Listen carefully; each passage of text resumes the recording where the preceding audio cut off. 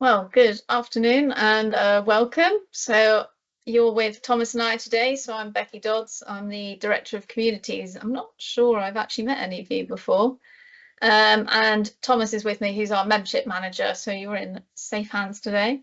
I don't think we'll need an entire hour, which is probably what everybody wants to hear. So that's good. We'll try and keep it short for you. um, I would suggest just asking questions as you go. You can put your hand up or whatever you feel comfortable with, put it in the chat and we can just answer it as we're there. Or yes, we'll have a bit of time at the end to dive a little bit deeper in. I've kept this quite top level, so it's not too hard going on a Tuesday afternoon. So hopefully, I think some of you members, if you're members, this will help you just understand all the things that we offer and what you can make the most of with that membership, what you should be doing. And if you're looking at becoming a potential member, then hopefully this will convince you it's a really good idea to be a member. So that's the gist of it. If you'd like to, you can introduce yourself in the chat. You don't have to. It's kind of informal, so it's up to you really what you'd like to do. So it's probably worth starting with who we are as a network. If you want to change the slide, Thomas. I'm not going to do it. There you go. Because my next point is this is a nice picture of some of our members from our birthday last summer. So this is a little snapshot of our members in the network. So we are independent, we are not for profit, and we're obviously a membership organisation working to really try and get innovation out into the field is what I would say. It's the long and short of it. We all want to make agriculture a better place, really. We are primarily funded through our membership and events, so we basically work for you guys and try and help your businesses grow or achieve whatever it is you're looking to achieve. So I thought I'd just skate through kind of top level who the people in the community are. Obviously, it won't apply to every single person, but to give you a bit of an overview of who's in the network. We obviously had farmers, that's kind of probably the most important people in agriculture. The farmers that we work with, I would say, are the ones really looking to try something new. They're kind of a self-selecting group, as you might imagine. So farmers that are looking to try new things, pilot things, they want to understand the research, how that could apply to them, all that kind of good stuff. That's the group that we work with in our community. Next up, you've got the technology companies. So some of those will be startup with an idea right through to international big names that probably we've all heard of, and everything in between. And probably to clarify that technology might be anything from robots and drones, which is what we all think about, but alternative chemistry, sometimes it's working with like fungi, all kinds of weird and wonderful solutions out there. So it's quite broad who we're working with in technology. And yes, some of those solutions will be kind of for existing problems, but also some of them will work on new things. And sometimes we might get a farmer saying, oh, I'm really looking for this thing and I just can't find anyone to do it. And some of those members will be able to help with it. So next up, you've got researchers, academics. A lot of these academics will probably be looking to either share the research that they're doing, get it out into the field or with technologists, whoever it is they're working with, or alternatively looking for partners for project calls as well. Another one let them in. So there's lots of different funding out, and actually it's a pretty good time for funding at the moment. So some people will be looking to work with technologists, whoever, farmers on project calls. So that's what they're after. The next big group, I'd say, is the agronomists and the agribusinesses.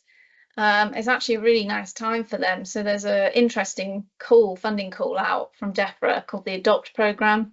I can go into more detail later, but basically it's about farmers trialing stuff on farms. So the agronomists and the agribusinesses that we're working with are working with these clients that are interested in applying to this fund and saying, well, what could we try? What should we look at? Who could we meet that could come and bring something on our farm? So just as one example of what we do with them, and obviously, yes, trying to help them keep ahead of what's coming out, what's new, keep it, at the forefront of what's happening in agri-tech. Your next group then, you've got sort of funding providers and sort of business support. I always like to bucket this as people that will help you grow your business. So as the example, say marketing, IP, recruitment. We have people like Innovate UK and BBSRC on the funding side, all those kinds of people that you need to help build your business up. And then your final group there is the international clusters that we work with. So primarily looking at supporting exporting your technology to different markets, and also then the other way around, bringing new businesses into the UK. Like I say, a very top level kind of overview of who we work with, but hopefully that gives you a bit of an idea of what people might be looking for from the network. So I think next up, I've just got a little kind of, it'll already be out of date. Don't hold me to this. It's out of date as soon as someone joins. But generally speaking, this is a breakdown of the membership. So as you might expect, technology is the biggest half of that because it is quite so broad. And then the other groups kind of make up the other half of that membership, but might just give you an idea of kind of who's again in that network. And then I think it's sorry, people are joining. I'm doing it at the same time. I think it's worth just highlighting where our members are. So we are across the British Isles here, and we go right international. You can see all the way over to New Zealand and then in the US, which made that map really, really small, but I couldn't fit anybody in. So yeah, we have got members all around the globe, and I think it's also worth pointing out that we do work with other international clusters that might not be members, but I mean, we've got links in South America, Asia, so if you're looking to expand your reach a bit, we can usually find somebody that can help you in that market. So yeah, again, that'll be out of date as soon as I make it, but gives you an idea. And then finally, it's probably just worth saying that we work on a tier system. So if you're a current member and you don't know what tier you're in, it's under My Account, and then you've got a little profile picture and it's under there to say what tier you're on.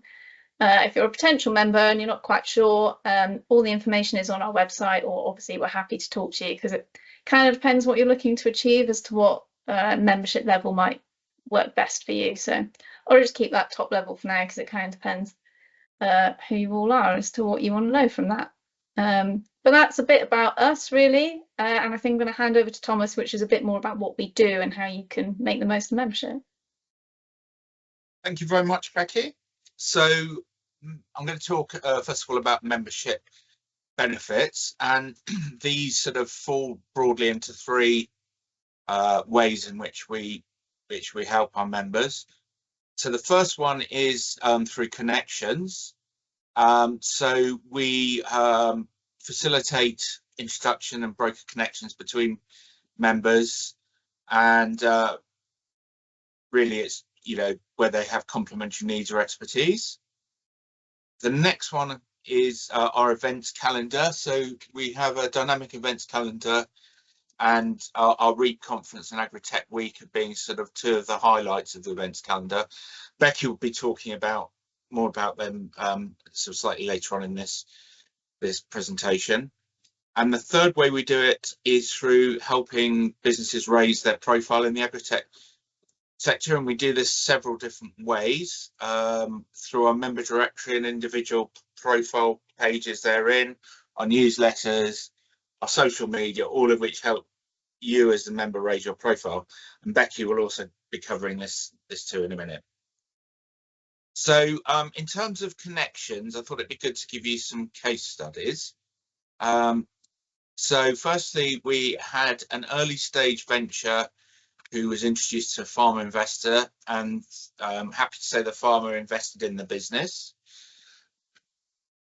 We had a law firm meet two new clients at the REAP 2024 conference, so sort of emphasising the impact of that conference and the network opportunities there. This was fairly recent. I spoke to the CEO of this company the other day, and following us introducing them to a drone company and a research organisation, this centre company is now moving forward in a collaboration for a grant application. So that's really good that's come about. We introduced one of our members in the biotechnology sector to one of the government catapults for membership, and they're now working together on a production scale up. And the final example is we connected one of our members who have a novel soil supplement with a research institution member with an overlapping area of interest, and I gather they're now in discussions with how they can move forward with research. So yeah, there's some examples there. just moving on. So as Becky mentions, farmers and farms are at the heart of what we do. An example of this is our FIG initiative. So this is the Farmers First Innovation Group, and it's this group, which meets regularly throughout the year, provides a platform for tech developers, researchers to present solutions and research to innovative farmers and agronomists, and then they receive valuable feedback at an early stage of development from these potential end users. So it's really good that, you know, rather than sort of stabbing in the dark, as it were, they can actually speak to farmers and get direct feedback on that. And I'm going to hand over to Becky for the next bit. So yeah, Thomas has spoken about connections. So the next pillar, as we say, of membership is events. We are coming into a quieter period, I'd like to say, because it's harvest. It's just everyone's on holiday, all they're in the field, one or the other. But that being said, I mean, just last week we held a webinar about an update on some of the drone policies, which is having an effect in agriculture. And we also visited a wildflower farm, which was really interesting. So just to give you a little flavour of some of the stuff we have coming out, it's quite varied what we do through the year, but yeah, just to give you a flavour of it. Our first event will be the Round the World event. So this is a little series we've done of webinars, basically trying to help members understand what might be happening in other areas of the world and how we could make use of that. So this one will all be about Australia. They're talking specifically about some programs they've got to help scale-ups and academics come into the Australian market. And they'll also give us an overview of what the opportunities are, what some of the challenges are, what kind of technologies they might be looking for to help them support their farmers over in Australia. We'll then have an annual event, which we call Focus on Finance. You can always do a good finance event. People are always interested in that. So this year we have put together like a pitching opportunity. So some startups are going to pitch towards the investors. And then we'll also be taking a look at some of the private investment, how that's been going. A nice overview from Ag Funder. And we'll also be looking at the public funding and what's changing with that. So we've obviously had the spending review for the past year. So we're just waiting for all that money to filter through so we can all apply for it. And the other one then on the screen is Agri-TechE Week, which we also run every year. I think his might be our 12th. It might be our 11th. I've lost track. But basically, all of our members are able to host an event. So it tends to be the research institutes and some of the big industrial companies will host an event as part of Agri-TechE Week, really just to showcase what's happening in agri-tech and, you know, make a bit of noise about it and say, look, we're really cool, aren't we, doing good stuff? So I don't know what the program like that's going to look like yet, because people are still applying. But I mean, last year we had, for example, the science behind regenerative agriculture, so that was really interesting. And I mean, we've had a visit to a cider farm before now, so it's nice and varied, and I'm sure you could find something that you'd be interested in. But yes, I mean, through the year we offer funding topics. We might do something on a bit more topical, like the drones event. We did one on warming wetter science. We've done stuff on Ag 101, which is for people new to the industry to come and get a nice overview of what agriculture is, what does it look like, what are the problems, where's the money, what's the route to market, that kind of stuff. So I'd be surprised if you couldn't find something in a year of events that you might be interested in. And I suppose it's worth mentioning all online events are free for members, and then members get a discount based on what tier of membership they're on. So it just depends what you're looking for as to what that would be charged at. REAP conference, I'll be in big trouble if we don't mention that one. So this is our big flagship event that we again hold every year. So this must be the 11th or 12th. Lost track of my years. Yeah, so big event. If you want to meet the rest of the network, that's the place to do it. In Peterborough in November, we have a startup showcase. We will have a session where a farmer's going to like interview some of the academics and ask them about their research and how it applies in the field. That's always quite fun. We have a farmer breakfast, so that's exclusive for them. They can come in and have a nice breakfast with, I think it's going to be one of our keynotes this year. There's also a bursary for students and farmers to apply, and a technology exhibition. So if you've got something cool you want to come and demonstrate it, that's something you can do at that conference. I can tell you a bit more about that, but I'd put it in the diary if I were you. Great. So the third pillar with connections, events, and now it's profile raising. So this is really important to quite a lot of members. So we do quite a lot of work on profile raising. This is really through sharing what you're about and what you're doing, you know, all your projects and that kind of thing. Publicising your news or research outputs as well, and then positioning you as thought leaders in agri-tech, and I'll explain that a little bit more. So the primary way we do this is through the member directory, which is one of the most visited pages on our website. If you want to skip forward, Thomas, thank you. Yeah, one of the top visited pages on the website, so it's really, really important, and it's your shop window to not just the membership, this is public to anyone, so they can come and see what you're about. I quite often link to the directory pages if I'm suggesting to somebody like, oh, you might want to meet this company, you can come and see what they're doing here, especially for bigger companies that might be working across different industries. It's quite nice to have a page that's just about agri-tech. I would also recommend trying to use it to show what you can offer to the network, but also perhaps what you might be looking for from the network. So if, you know, if you've joined for a specific reason, you want to meet this kind of business, or, you know, you're interested in this kind of project or this topic, that's always quite handy to have on there. Yeah, so yes, tell everyone what you do, why they should come and work with you, and who you might be particularly keen to meet is my suggestion in the directory. And then on top of that, we have a member news feature. So member news will go in your directory entry under in the news, surprisingly. But trying to upload, I think our content manager says like maybe once a month. That keeps it quite like current. You know, you can kind of see the most recent stuff you've been up to. As you can see, that will then go in the Knowledge Hub, which is where all our stories go. So your news will go in there as well. It's not like hidden away down the back end or somewhere. It's right at the front and center. Occasionally it will get featured on the homepage. We've got a couple of slots there that we can feature news in. And you can see that it also sometimes goes into our newsletter. So the regular newsletter each month has Meet Our Members, and we'll choose 6 members to feature in that. And then some of the news will also get featured in the members newsletter, so you can see what other people are up to. Yeah, that kind of thing, really. So we'll also put it on socials as much as we can. Like we'll share your news as much as we can within reason. You know, we have a lot of members, so I can't just feature you all the time, but we do our best. And in terms of what we like for news, we're quite flexible. So we like press releases. If you've got proper press releases, that's great.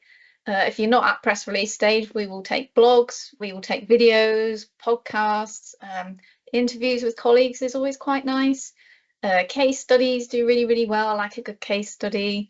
Any achievements, if you've won an award or, you know, anything like that, that sort of stuff does really, really well. That's the kind of thing I'd recommend putting out there. But pretty much if you have something to upload, like we'll find a way to get it on the website for you. Reports as well, actually, can do quite nicely.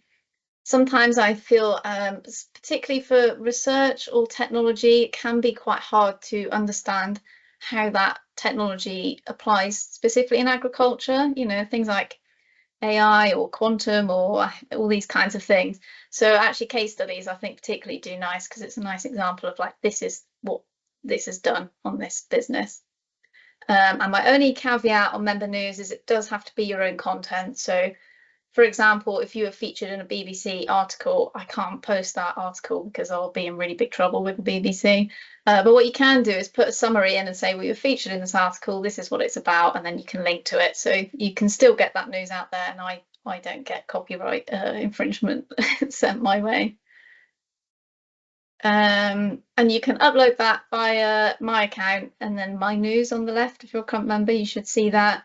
I'd also really recommend getting your PR teams or marketing person, who depends on what kind of company you are. If they get an account, they can just post it up there whenever they've got something to share.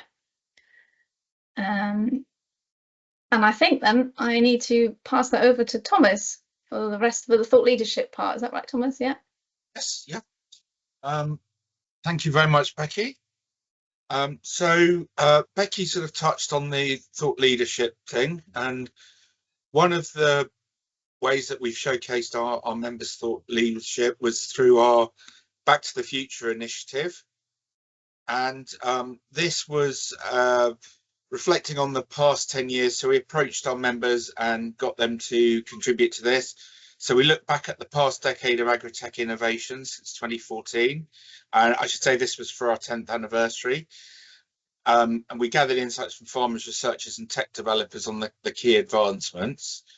We then got them to forecast the future as much as you can do, gathering predictions and visions from our members for the next 10 years and getting them to identify upcoming challenges and potential breakthroughs. And so this project, once it's compiled, and you can download the PDF, I believe, from our website. This is helping to drive industry action. So we compiled this into a comprehensive report on various media, creating a roadmap for future innovation and advocating for a refreshed government agri-tech strategy. Other membership benefits I'm just going to talk about. So we have a job zone, and Hector members and above can submit job postings, so paid roles, student roles, graduate positions, internships, etc., to our website, providing access to a large network of skilled individuals. Becky collates a funding finder, which is on our website, and this features a regularly updated list of the latest funding opportunities within the industry, and these can be sort of quite diverse, from sort of things like Innovate UK through to Horizon, space agency grants and so forth. We have our member dashboard. So this is a central hub for members to update personal and organizational details, manage your communication preferences, submit articles and job roles, as I mentioned, for Hector and above, and access member exclusive content. We also have our membership discount scheme. So this is where members offer special discounts benefits to other members. For example, free communication audits, free energy audits, and discounts on recruitment. And I should point out that, you know, any member can offer their discounts. So you can very much, you know, provide your discount if you've got one in mind. My colleague Darren normally collates that. And last but not least, you can we do encourage you to add your logo to your website for credibility. So you can download this from your member dashboard area. You can just see it there in the corner. That's the logo. One thing I wanted to mention was the Early Careers Innovators Forum. So this is a community of new starters looking to explore the world of agriculture and agri-tech through knowledge enhancing networking and of activities. It's sponsored by the Morley Agricultural Foundation, so it's free to access. And the idea is to help the early career individuals to sort of build their cross-sector professional network in the industry, to develop wider perspectives on the agricultural industry and acquire and share new knowledge and insights.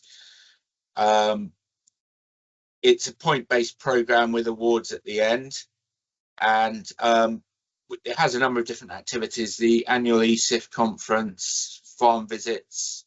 I know they did one recently, forge professional connections, content creation, etc. And also, this is the team. So Laura Bouvet, our knowledge exchange manager, is currently off on maternity leave. So we now have Kate Brunswick, business development associate. She's covering Laura's role and doing some other bits and pieces. Some of you may have come across her in her previous role as business development director at Innovation Agri-Tech Group. So yes, we're a small but mighty team. You've probably come across Belinda. Becky's obviously on this meeting. Christina, our events coordinator, Darren, our operations manager, and Sophie. So if you've got any specific inquiries, do contact these individual members of staff for their area. And finally, some actions really. So what we recommend is, if you haven't done so already, sign up for your Agri-TechE account. Make sure you're signed up for newsletters. And just to remind you that the membership actually extends to everyone within your organisation, and so do help them be a part of it and encourage them to sign up, to join the membership. Check your membership directory is up to date, as Becky highlighted, and do ask us questions. Let us know your ideas and what you're looking for. So with that, I'll leave this slide up for those of you that are not so familiar with us. It's got our contact details there, but does anyone have any questions? And thank you very much. Maybe while you think about your questions for a minute, I would say actually a good piece of advice is the more you tell us, the easier it is for us to deliver benefit back to you. Sometimes we call ourselves like a human algorithm. So, as part of the membership, we'll try and send you interesting things like, did you know this was happening, or are you interested in that? But if the answer is no, that's still really helpful for us, because we won't keep sending you stuff you're not interested in. If you say, oh, I'm not interested in that, but I am interested in this, that's really, really helpful. So we can make sure you're getting the right kind of stuff, rather than just keep overloading you with loads of things that perhaps you're not really interested in. So that's probably my top advice for actually making the most of membership. The more you give us, the more we can do for you. And I think my top advice is to keep your membership directory up to date. We recommend sort of posting once a month, really, just to keep that fresh.